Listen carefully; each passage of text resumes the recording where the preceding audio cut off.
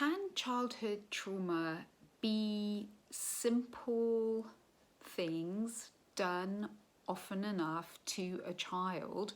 In fact, things that just seem quite normal. So let's think about sleep training, for example. You know, many of us got told and are still getting told babies need to learn to settle, to soothe themselves and to sleep. So in order for that to happen, you need to leave your baby to cry themselves to sleep. And don't keep running in and picking them up, you know, because in the end they'll learn. Now that sounds like quite logical, practical advice, but you know what? It's completely wrong. Because number one, babies cannot soothe themselves and go off to sleep. They can get knocked out in the end by stress chemicals that keep coursing around their bodies and their brains because they're so scared.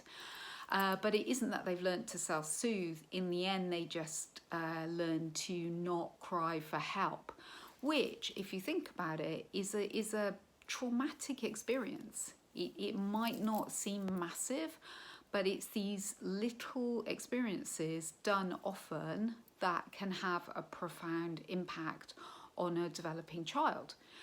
So what about a child who is fairly constantly put on the thinking step, the timeout chair, maybe even sent to their bedroom?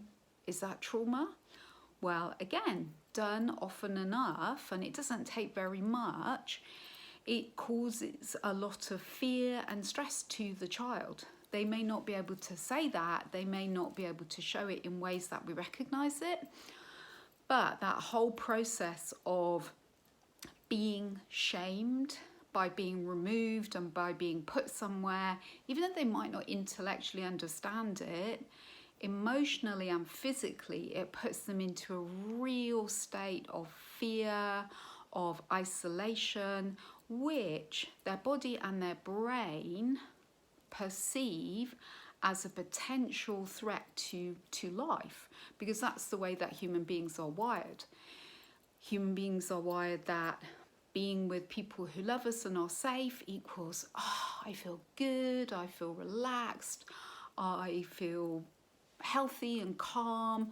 That means my body and brain have got lots of lovely resources to promote my immunity, to support my ability to learn and be curious, and just to keep me mentally and physically well. So these are just two examples of things that can seem like pretty standard parenting, but done often enough, and that really doesn't need to be that often, they flick a child into a state of fear and fight, flight, or freeze and shut down. And that isn't what nature intends. So in reality, when we do things to children at the time when their brains and their nervous systems and their emotional systems are developing, that scare them, put some distance between us and them, that's a mini dose of trauma.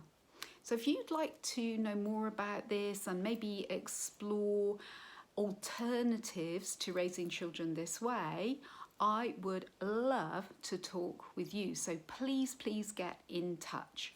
Jane Evans, the Lasting Life Change Coach.